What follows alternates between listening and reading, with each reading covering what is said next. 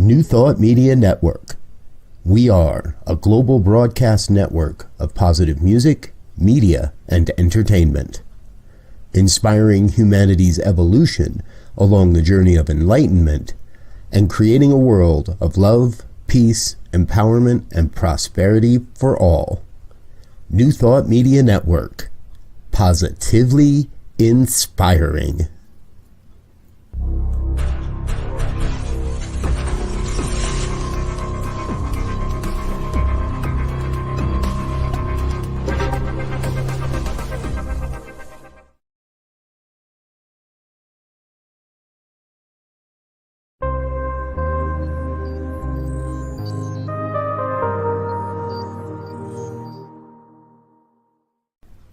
New Thought Media Network.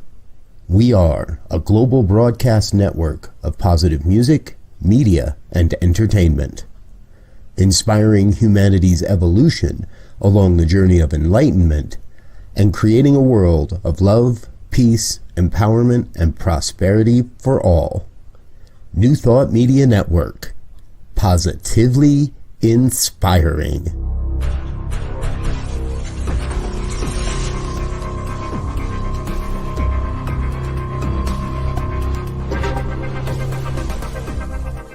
Live from a secure concrete bunker somewhere in Ohio, New Thought Media Network presents Pastor Michael Mangus with Friday's Fireside Chat, spiritual conversation for today. Here he is from the secret radio room, surrounded by thousands of watts, Pastor Michael Mangus.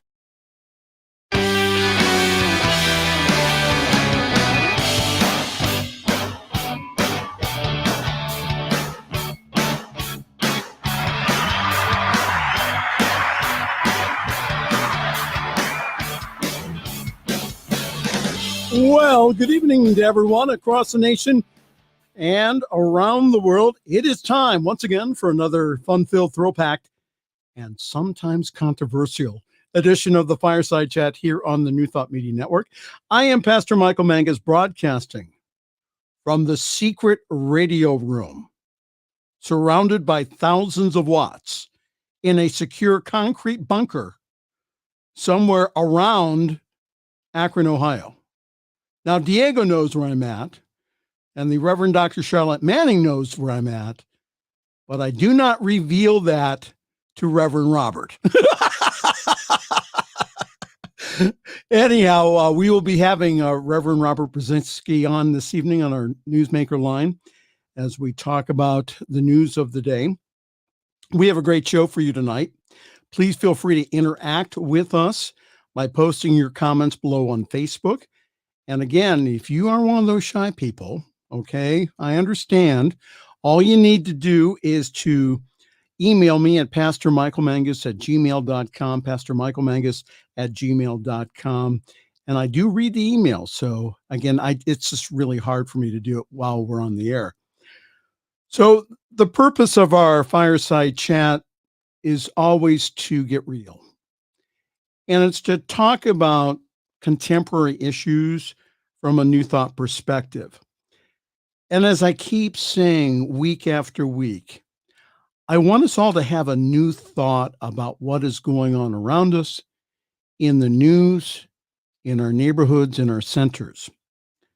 So as I was taught in ministerial school, I remember Reverend Dr.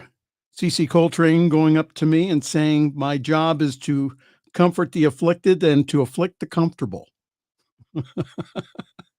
So if anything comes up during our time together, maybe it's time for you to take a look at it.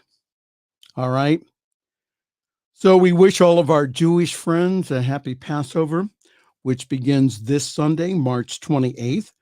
Sunday also begins Holy Week for those of the Christian tradition, with the commemoration of Palm Sunday, and ending with Easter or Resurrection Sunday on Sunday, April 4th. And yes, we here at the New Thought Media Network will be here on Passion or Good Friday with yet another edition of the Friday evening Fireside Chat. So in the news this evening, we start off with the second week in a row of a mass shooting. Last week, Atlanta with 8 dead, and this week in Boulder with 10. So the latest from CNN, the suspected gunman, Ahmad Alissa, purchased a Ruger AR-556 on March 16th. That's days before the shooting, a senior law enforcement source told CNN on the condition of anonymity. We are absolutely shocked by what happened, and our hearts are broken for the victims and the families that are left behind.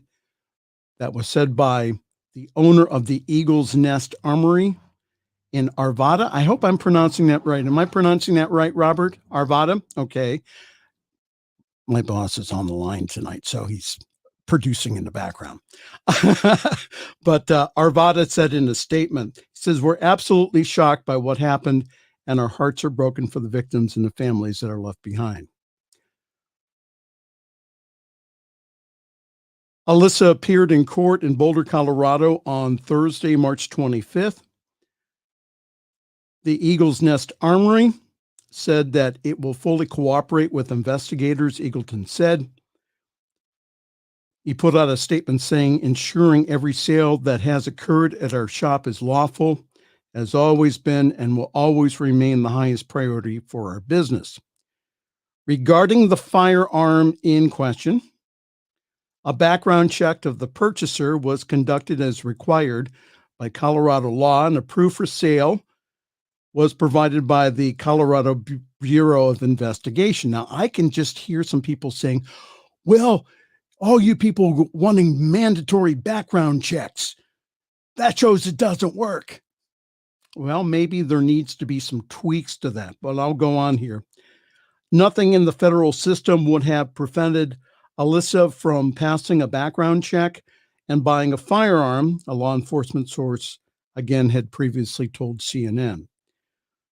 The suspect pleaded guilty to a misdemeanor count of third-degree assault in 2018 after attacking a high school classmate 1 year earlier, according to court documents and also a police report. He was sentenced to 1 year of probation, 48 hours of community service, and anger response treatment, court documents said. Boulder County District Attorney Michael Doherty said on Friday the possible motive for the rampage continues to elude investigators. "I think the victims' families and the community are desperate to know the motive," he told reporters. "We want to know the motive, and that's going to be the focus of our efforts going forward.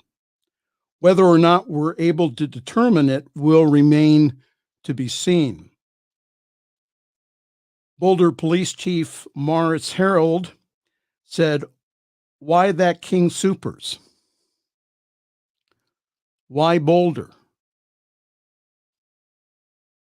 Why Monday?" Unfortunately, at this time, we do not have those answers. Additional charges of attempted murder in the first degree against Alissa will be filed in the next couple of weeks, said Doherty, adding that those counts stem from the suspect's exchange of gunfire with the police. The action of law enforcement and the quick thinking of a lot of people in the supermarket saved lives, the prosecutor said. He also said the investigators were still examining store shelves and walls to determine the number of shots. "It was a grocery store in the middle of the day," he said. "So from your own experience, we've all been to the supermarket. That's how many people were there." Authorities have yet to share information on a possible motive. His brother Ali told CNN earlier this week that he may have mental illness and that he was bullied in high school over his name and for being Muslim. Alissa had also become increasingly paranoid around 2014, believing that he was being followed and chased, according to his brother. During Thursday's proceeding, Alissa's lawyer, Catherine Harold, noticed that a full assessment of his mental illness was needed. She said that we cannot begin assessing the nature and depths of Mr. Alyssa's mental illness until we have the discovery from the government. And as the court proceedings move forward, residents of the community continue to show support for the friends and families of those killed in the shooting. The victims were Boulder police officer Eric Talley, 51, store manager Ricky Olds, 25, store employee Denny Strong, 20, store employee Terry Liker, 51, Nevin Stanistic, 23, Trelonia Lonnie Barco, excuse me if I mispronounce the name, Bartkowiak, Suzanne Fountain, 59, Kevin Mahoney, 61, Lynn Murray, 62, and Joey Walter, 65. And on Thursday, a vigil was held at Boulder's Fairview High School. Jana Bledsoe, a local elementary school teacher, attended the gathering and spoke to CNN about how she knew Officer Talley. Officer Talley was the first to respond and to go into the store. He was such a remarkable human being. Most incidents were very, very minor, having to do with mental health. Homeless people that happened to the end of our campus, he said, managing them so beautifully, emotionally, and compassionately. Betsy Prowell attended the vigil with her family, who spoke up about growing down the street from the supermarket. She says, we're here today to support our community in Boulder, and we're trying to stay strong. We live right down the street, around 5 blocks down. We know everyone. And also a lot or most everyone that works there. This is our neighborhood, Prowell said. Everyone in Boulder is suffering right now. Everyone in the nation is suffering. Boulder will never be the same. Our nation will never be the same. To get more of a local perspective, we have on our newsmaker line the Chief Inspirational Officer of the New Thought Media Network, the guy that I call my boss. That's the Reverend Robert Brzezinski. Hello, Robert. Welcome this evening to the Fireside Chat here on the New Thought Media Network. Good evening, Pastor Michael. Thank you for having me on this evening. And I'll just start by saying, I don't know that anybody actually can call themselves your boss. Okay. All right. Well, that's all right. So this incident reminded me a lot of what happened after I accepted the pulpit in Pittsburgh. The shootings at the Tree of Life Synagogue happened, and I know how it affected everyone, not just the people in my spiritual community, but everyone in the area. So explain where you are physically located, and also how has the Monday shooting affected your own area in Colorado? Yeah, absolutely. It's interesting. You use the word Colorado. Colorado is Colorado, right? You know, Boulder is a little different. It's outside of the Denver metro region, and the Denver metro region, it's not as big as it may feel to some people, and it's not as small as a big city. We're about 20 miles as the crow flies from where I sit right now to that supermarket, to that store. I've been in that store. There was a Center for Spiritual Living. There was a Science Mind Church right up the road from that store, within a mile of that store, that hasn't been there for a number of years. But we would stop there after church and after service and stop in there in that store on the way home. And I currently live in Arvada, and I know where the Armory is, and I know the high school where the young men went to high school. My kids go to that high school. This type of an event, it ripples, because it ripples not only across the miles and across the location, it ripples through the mind that, hey, that could have been my King Super. I shop that chain, and I shop numerous stores within a 4 or 5 mile radius of my home. And this young man went 20 miles away from this location, this area. And we ripple through time to the Aurora Theater, to Columbine, which many will say is where all of this started, and and where the origination of so much of this started. And Columbine was 1999. It's 22 years ago. In that time, unfortunately, it would appear we haven't learned an awful lot. And in that time, it appears to me that there's a lot more we can do. And from a local perspective, this isn't a local concern. From a local perspective, this is a nationwide concern. America, we've got a problem with guns. A big one. And we can dig up numbers, and we can dig up statistics, and we can dig up all kinds of information. And I saw, my apologies, I could have brought this with me.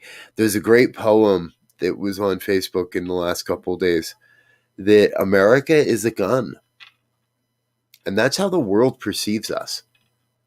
And that's how the world perceives America, that we're nothing more than a gun, that we're nothing more than several guns, and that we're nothing more than a people that is afraid, and afraid to the point where we feel we need these type of automatic weapons to protect ourselves. And regardless of this young man's condition, regardless of his beliefs, regardless of what brought him to where he was,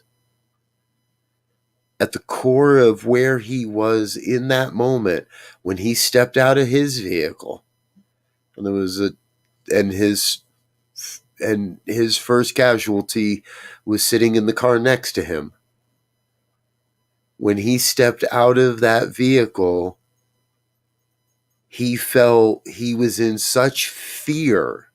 We don't know of what, we don't know why, but he was in such fear that he felt the only way forward, the only recourse, the only thing was to take that gun and start shooting and killing people. And that in the human consciousness is something we can heal. That is the work we are here to do, in my opinion. That is the big call to say, how do we heal this belief that our problems are solved at the end of a gun? Yes. We're talking with Reverend Robert Brzezinski, who lives not too far away from the Boulder shooting incident on Monday. So from a spiritual perspective, you mentioned a little bit about what we can do. So how are you ministering to yourself and others around you? Explain to us their feelings, and what are you comforting them? What are you saying to them? Right. I think the first and the foremost thing is that I'm in the conversations I'm having and in the people I'm having is to recognize that what happened is really a misuse of the philosophy that we teach. And that's not to say that this young man followed our philosophy.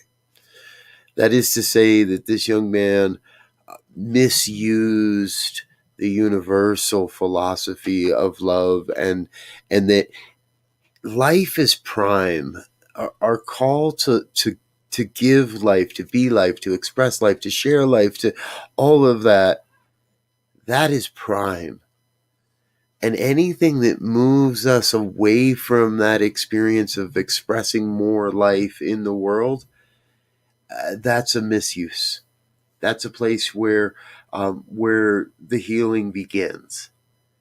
And no, we can't just gloss over this. And yes, this is a call to do the work, to do the real work, to call our legislators, and to stand behind the processes of being a human in the world and on the planet and an American. And if that means picking up a sign, pick up a sign. If that means signing a petition, sign a petition.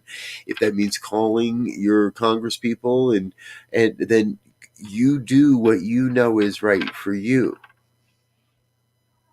Yeah, it's Jim Lockhart in an article I'm going to read right after we're done here says exactly that we need to follow our heart, follow our gut, and also to we are a lot more powerful in this moment than we think we are.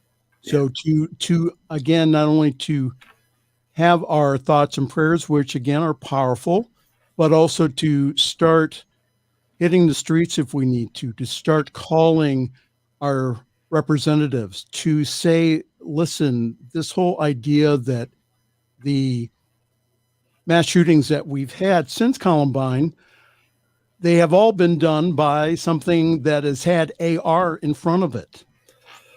So, pretty much. Yeah, which is not fun. So again, those are military style rifles that were meant not to take a deer out. If you took a deer out with those things, I mean, that'll blow your meat away. The AR-15s and those kind of weaponry are to take out human beings. Yes. And why the people have access to them, again, my opinion, I have no idea why. Go ahead. Yeah, I agree. Yeah, I agree with you. There is a point, and in many ways, I envision a world where we don't need hunting, where that has served its purpose, and in so many ways. And in my view of the coming years and ages, is we're moving towards more vegetarian, vegan lifestyle, and which we are learning is so much better for us anyway, that even the need for hunting rifles, in my belief, should be at an all-time low. Now, when I grew up, yeah, there were the guys next door that went hunting for deer every year. They used a bow and arrow because they thought that was the more sportsman-like way to do it than to use a rifle. I'm sure the guys that use a 22 or a long rifle would find the automatic weapons that people carry in the woods today appalling. And I'm sure most sportsmen do. I don't believe this is about sport. I think this is is a cancerous expression of a competitive culture whose time has run its course, truly, and in many ways is making its last grasp at relevancy. But that's the gun issue. Yeah. Right? There's the human issue of the compassion and the people healing, and yes, we need to never let this happen again. And that's what I believe makes all of this so difficult to look at and to consider. Mental health, there is, we use this term intersectionality pretty easy anymore. A lot of people talk about it, right? There's the intersectionality of this and that. And we don't know exactly how many on-ramps and off-ramps there are in this young man's life and in our culture. And, you know, Boulder's known as a pretty liberal granola type of community, and they had just rolled back their community ban on automatic-based style weapons. We're not saying this happens because they do that, because that's not how it all works. This isn't a tit for tat. This isn't a give and take type of experience. There are so many intersectionalities happening that it's almost impossible to unravel it. So I think that that's one of the reasons why, again, we keep up the high vision here at New Thought Media Network and in the New Thought, and also that we continue to work for a world that does work for everyone, that we can have guns in the museum where they belong. And say at one time we used these to do things that, yes, we used to go ahead and hunt animals, but the time of killing human beings with a gun is long over. I just wanted to say, my Amen. brother, I just want to reach out and give you a big hug, and Thank you. I'm really glad you're taking some time off next week. Diego and I promise that we're not going to break everything. Yes. Yes, we're not going to break our, we will color in the lines. We will not break the crayons. we Listen, promise that. I really just don't want the network to be the topic of next week's Fireside Chat when I return. I don't want it either. I respect what you bring to the network. I like that you help us to have a new thought, a new perspective on some of the most pressing and the biggest topics of our day, and this is a big one. And yeah, let's I'll talk to you. I just got one of those downloads that said I got an idea here, but we'll talk about that in a minute. Well, that's great. Reverend Robert Brzezinski, who's the head of New Thought Media Network. Thank you, my brother. Thanks for being on tonight. Thank you for having me. Good seeing you, folks. In researching for this week's program, thank you, Robert, for being on tonight and sharing your heart. I found this blog post on the Association for Global New Thought that's written by Reverend Jim Lockhart. It's called Guns, Violence, and Spiritual Maturity. And I think, again, I really want us to hear this from our hearts. He quotes Charles Fillmore. He says, so many people pray and pray and pray. They don't get action. Our bodies need to be acted upon. It says, it's not altogether praying, but it is doing. You must do something. That's from Charles Fillmore. From Ernest Holmes, one's mind should swing from inspiration to action, from contemplation to accomplishment, from prayer to performance. Reverend Lockhart wrote this. He says, it is beyond the time to move beyond the conversation about whether New Thought organizations and spiritual communities should be active in spiritually motivated social engagement. It is time to put our energies into being the best version of ourselves and our teachings as we do engage. More than 75 New Thought and aligned churches and centers have signed on to bring the Association for Global New Thought Social Uplift Curriculum, SUM, into their communities. The first topic is gun responsibility and healing violence, followed by 8 more crucial issues in 2019 and 2020. Thank you to these pioneering ministers and leaders for their willingness to evolve into the next level of spiritual maturity. I'll stop right there for a moment. Again, the time that we sit on the sidelines, like we have done for years in Centers for Spiritual Living, that we've done in Unity and other similar New Thought churches, are over.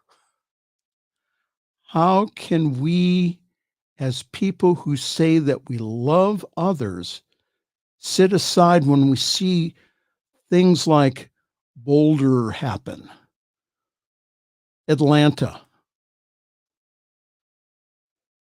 How can we just stand aside and just say, well, if we pray hard enough, it will go away? I continue with Jim Lockhart's article, and this was written around the time of the shootings in New Zealand. He says, we now have the tragic killing of 49 members of the Christchurch Muslim community in New Zealand to add to our growing list of gun violence in the world. The phrase thoughts and prayers, Jim Lockhart wrote, has more and more become a cliche as tragedy after tragedy in the form of mass shootings have occurred in the United States. The phrase has become synonymous with politicians who want to express sorrow or the appearance of sorrow for one of these shootings, but have no intention of taking any action to prevent future incidents. And again, this happened this week during a hearing that just happened to be on the day or the day after the Boulder incident.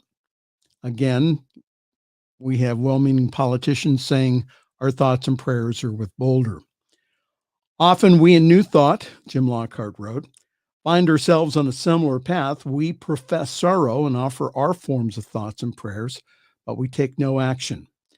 And as a quote from the two of the founders of the major branches of the New Thought movement state, prayer without action is often insufficient. And I will use the terms prayer and treatment interchangeably in this post. Some say the prayer alone is sufficient, and while that is sometimes true, it is not always true. And we know that action in concert with the vision of prayer creates continuation of causation into a more positive and powerful realm. Jim Lockhart continues, he says, in religious science, we say treat, pray, and move your feet. That is not something to be taken lightly. Action in accord with intention and attention is creative.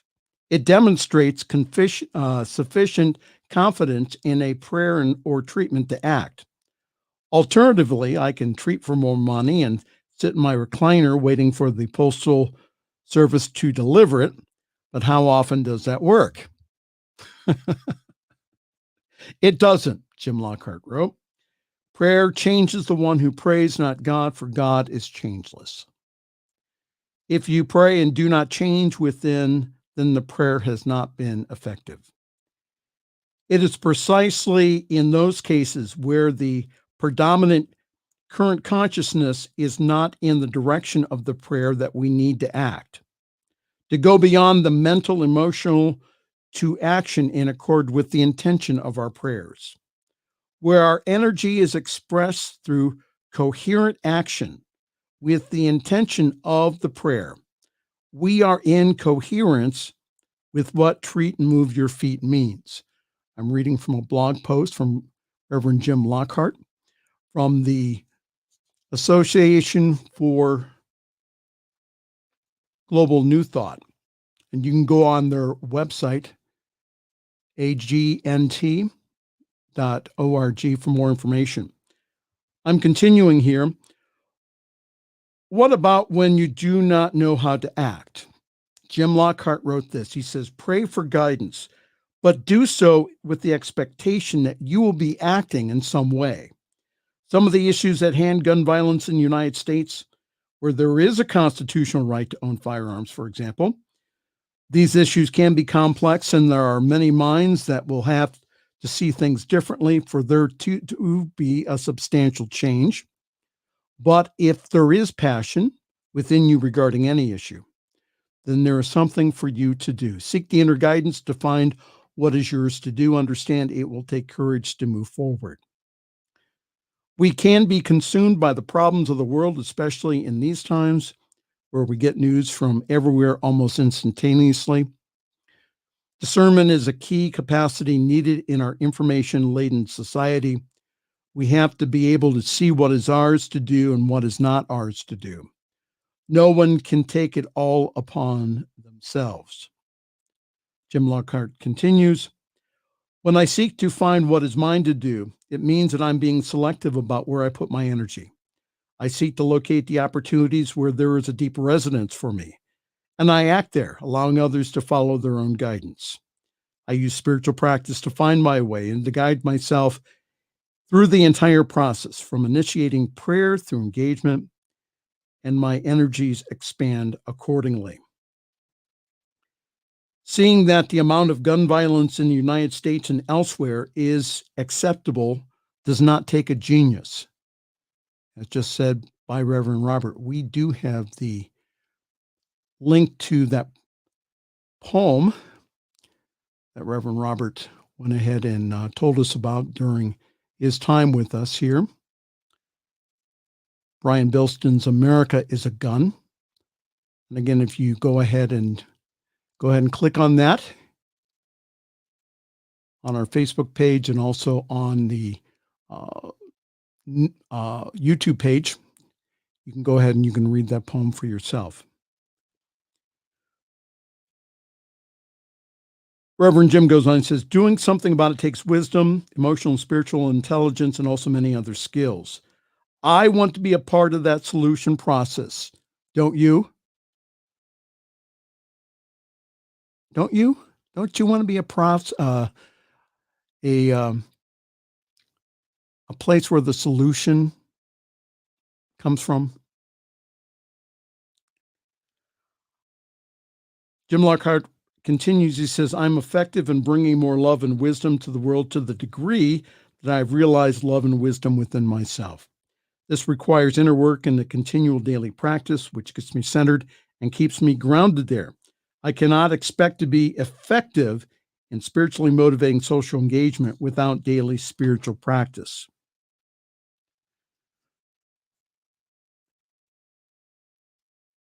We are called to use our spiritual knowledge wisely and effectively. Our tools for doing this are our spiritual practice and our psychological technologies for developing our awareness, our clarity, and our emotional and spiritual intelligence. So let us join with others in our spiritual communities to encourage each other to develop as a great force for compassion, love, and justice in our world. Sometimes thoughts and prayers are all that you can offer. So do that. At other times, action is possible and appropriate. And do that also. Jim Lockhart concludes, says, now is the time. Use the SUM curriculum in your spiritual community to bring about a greater spiritual presence into today's social engagement. And that's available at agnt.today/social uplift ministries. So if you just go on their website, agnt.org, you'll get more information around that.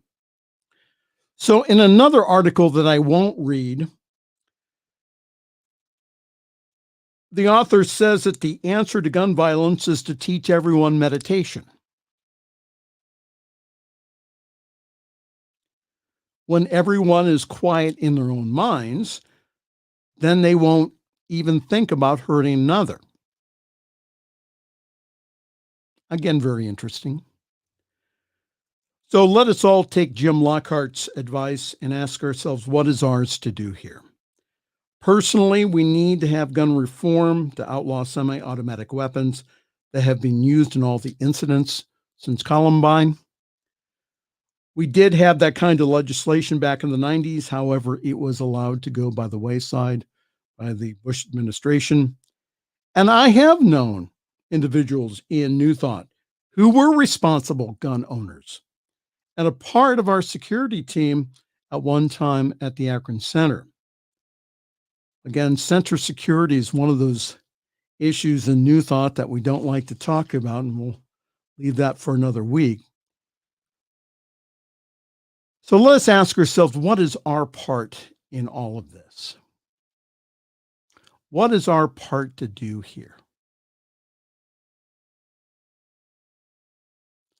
Let us heal that within us that would cause something like Boulder, like Atlanta.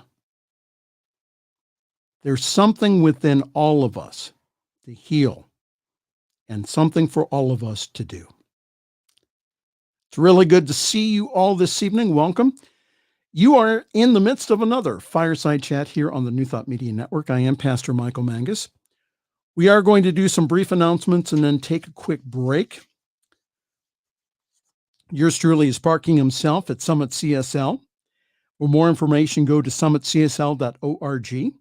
There you will find more information about our wonderful Sunday gathering online at 10:30 Eastern, 7:30 Pacific time. Grab your cup of coffee or tea or espresso or chai or whatever that you drink in the morning and come and join us. It is, in my opinion, one of the best services in New Thought.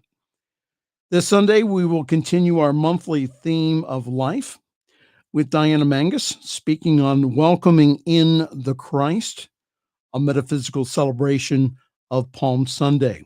So please go to summitcsl.org for more information on how to join our Zoom call. Please come on. Please feel free to do so. Our service is also simulcast on the Summit Spiritual Center of Akron Facebook page, and our Facebook page has also past broadcast of the Fireside Chat. The one thing that everyone can do here is this.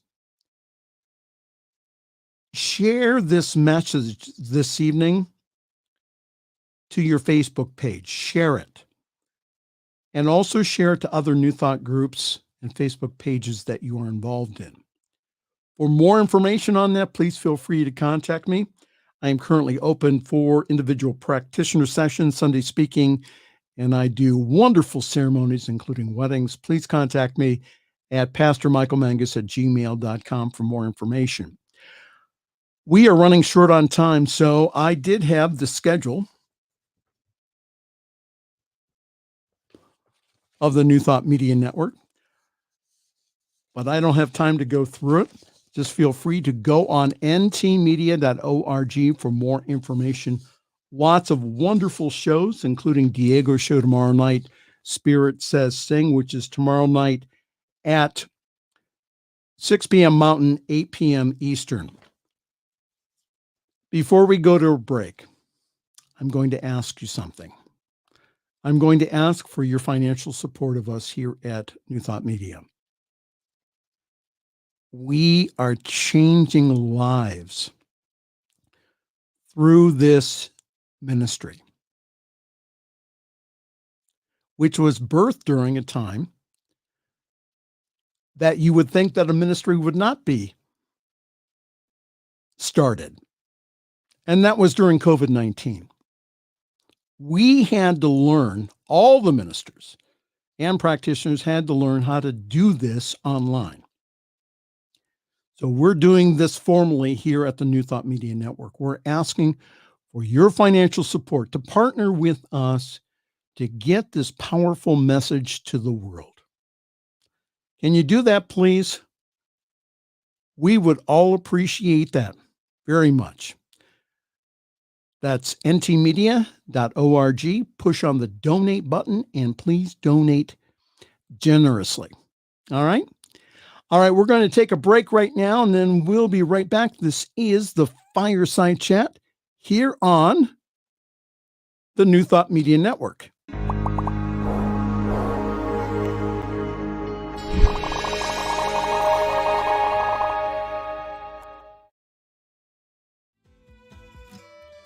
Wanna play? Come to our yard. New Thought Media Network spotlights you. Saturdays at 6 p.m. Mountain Time, Spirit Says Sing.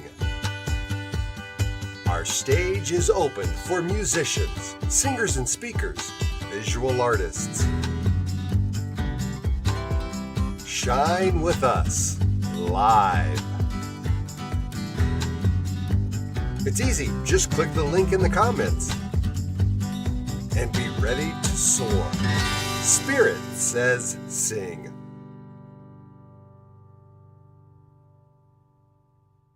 Saturdays at 6, right here on New Thought Media Network.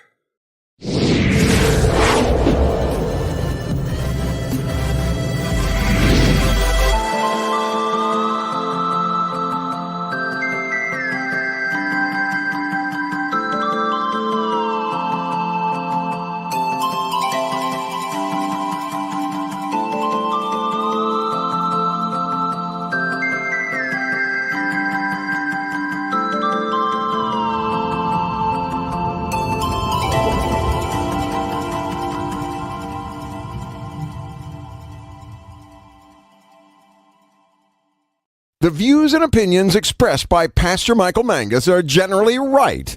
However, they are his own and do not reflect the views and opinions of New Thought Media Network, Centers for Spiritual Living, or any other person living or dead. As they say in the 12-Step Recovery Program, take what you like and leave the rest. Here again is Pastor Michael. Thank you. Voice talent.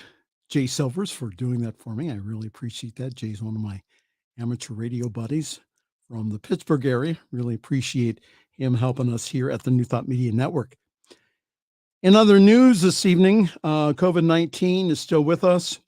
From the CDC, the total number of cases is approaching 30 million here, 29,903,245.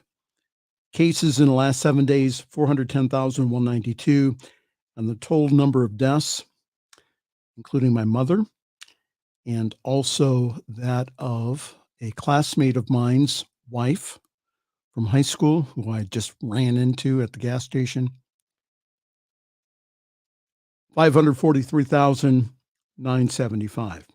So the numbers themselves are trending downward here, which is wonderful news. Again, not that long ago, we were averaging around 4,000 deaths a day. Now we're down to around 1,500. However, the challenge is that we are plateauing at that number and not lower. And because of the variance in states, for example, like Michigan, there has been an uptick in areas of COVID-19. So the vaccinations and also us doing what we're supposed to do, which is, again, wear a mask and do the other things, wash our hands, also maintaining social distance and crack open a window. All those things really are making a big difference. But there, again, are plenty of things that we can do also to take care of ourselves spiritually and also others. So my purpose always in sharing the numbers is not to upset you. It's just to say, listen, we're still in this here. Yes, there is some light at the end of the tunnel, and that we are still not there yet. The all clear signal has not been given to us yet. I wanted to read this article because I thought it had a lot of wonderful messages for us. How a Native American elder told his story to encourage his daughter to get a COVID shot. So the discussion in my household here, my roommate Pam just got her first shot of the Moderna vaccine yesterday. She's doing quite well. Her arm's a little sore. There is a little bruising, however, she's doing quite well. I'm scheduled for April the 5th. Thank you, Cleveland Clinic, for getting me in. Appreciate that. We've been having a discussion with Pam's daughter and son-in-law about the COVID-19 vaccine. And unfortunately, that they've received a lot of information that is not true. So I read this article here about how a Native American elder told his story to encourage his daughter to get the vaccine, to really help us all understand the seriousness of the decision that you are going to make to either take the vaccine or not. From Pawhuska, Oklahoma. Raymond Lasky was once so sick from a preventable disease that he hallucinated a herd of buffalo was stampeding towards him. I was screaming bloody murder, Lasky said. At the time, he almost died from measles at 5 or 6, and that was one of my first memories. His personal trauma also made him a strong voice in favor of getting vaccinated against COVID-19, but as a Native American, he understands why people in his Osage Nation and other tribes are very hesitant. Of course, all people, Native peoples, are the one that should not trust the government. We heard that also from the African American community also. Referring to centuries of land grabs, exposures to new diseases, and discrimination from the government. But in this case, we need to put our trust in the science and also the medicine. The science and also the medicine, not the government, the science and the medicine. As a tribal elder, 68-year-old Lashley was prioritized for a shot ahead of even healthcare workers.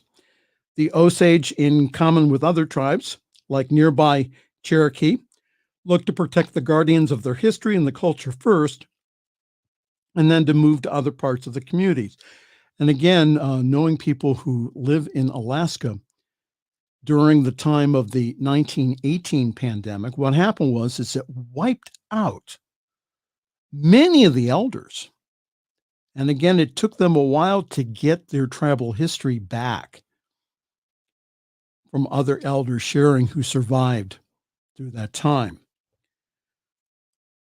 Continuing on here, it says, while Native populations were hit extremely hard by the pandemic, tribal health providers have been successful in getting vaccinations delivered and administered. The disappointment now is for the Osage is that they have the shots. However, not enough arms are willing to take them in their northern Oklahoma land. And that makes the support of elders like Lashley and the oral tradition of listening and learning from past experiences so important. Lashley told his daughter, 44-year-old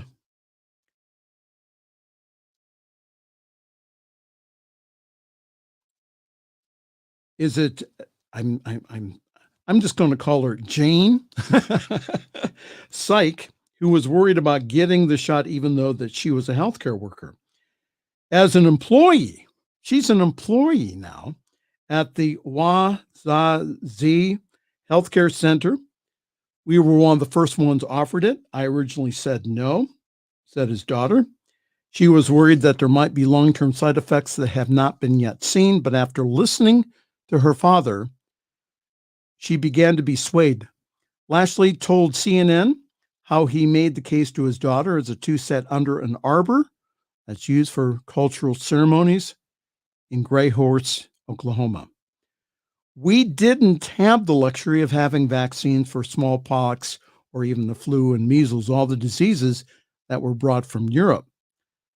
They had a fresh beginning here, Lashley said, and they disseminated our native population so much that they estimate millions of natives perished. When vaccines for those diseases did become available, Lashley says his parents were quick to get them for him and also his brother, who had contracted polio before prevention was possible. Now, his daughter has her own story to tell about why she got inoculated as she works at the vaccine site to check the details and those coming in for the shot. 30 to 40% of the elders that we contacted did not want the vaccine at the time because of vaccine hesitancy, said Dr. Ron Shaw, who is the chief medical officer for the Osage Nation. The reason ranges from worries that it was rushed to market to the side effects. Tribe leadership, including Principal Chief Jeffrey Standing Bear and also Dr. Shaw, tried to calm fears with scientific facts while understanding that people will make up their own minds. Chief Standing Bear told CNN, he said, historically, there is an association between the coming of the government and death, which is true. Jeffrey Standing Bear says that there is a divide in vaccine acceptance between the older and younger members of his family. From 1820 to 1900, 75% of my people died of disease, smallpox, measles, typhus. And the government of the United States brought these with them, he said. And in the 1920s, the Osage said they lost the battle to another disease, and that was greed. At the time, there were some of the richest people per capita in America.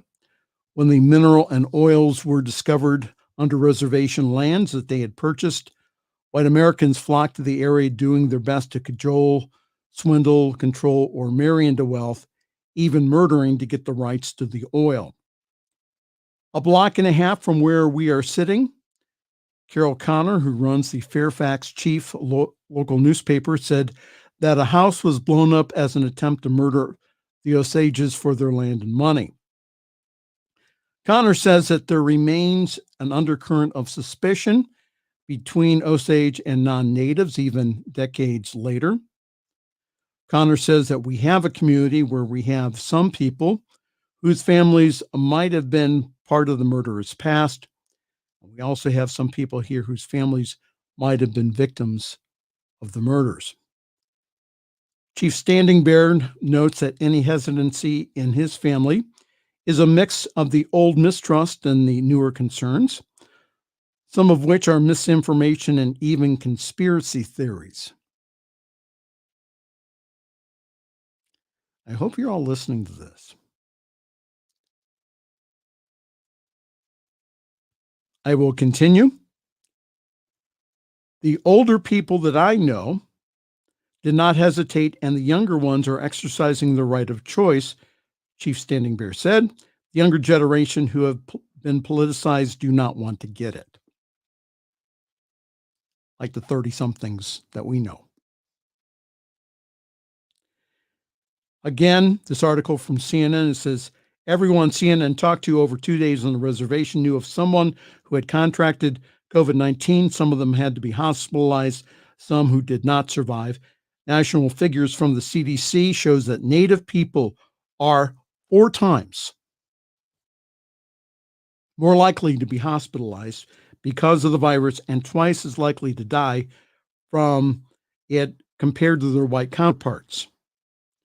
But the hesitancy here, listen to this, has meant that the tribal vaccination sites have been given around 200 shots a day when they have the capacity and supply to do 500. Listen to what they did then.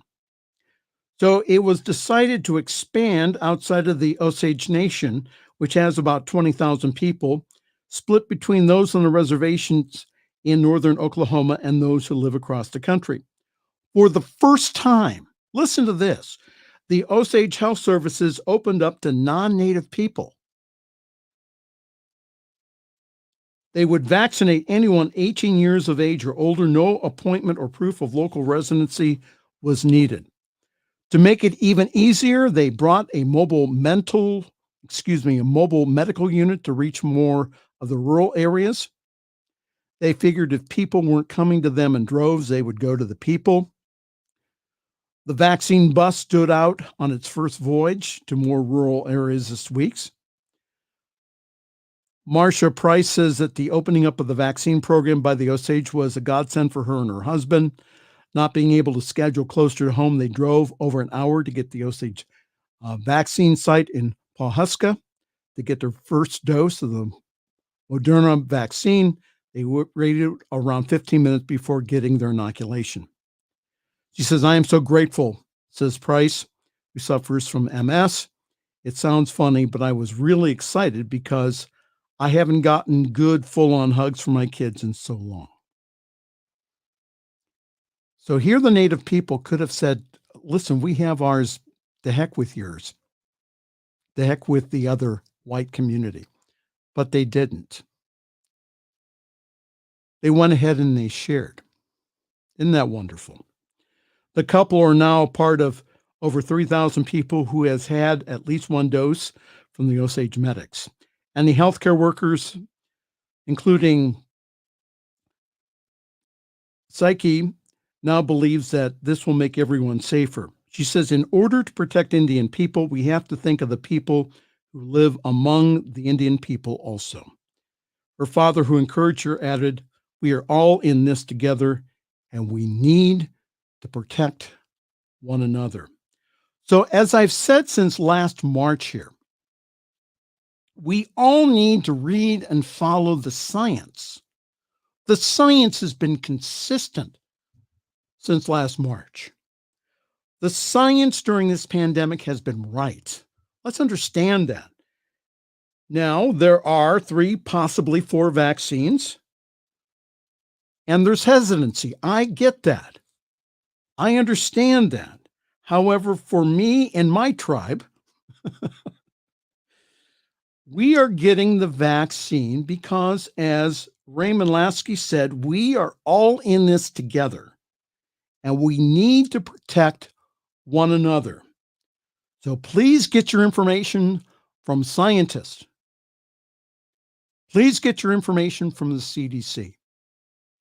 And again, the choice to get vaccinated is up to you. Again, please choose wisely. we're all out of time. Boy, an hour flies by fast here. Again, if you'd like to get in contact with me, pastormichaelmangus@gmail.com.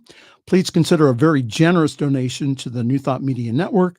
We have all kinds of wonderful programs and also expansion things that we are doing here in this 2021. So please be a part of how we are getting this powerful message to the world. Again, ntmedia.org/donate will give you more information.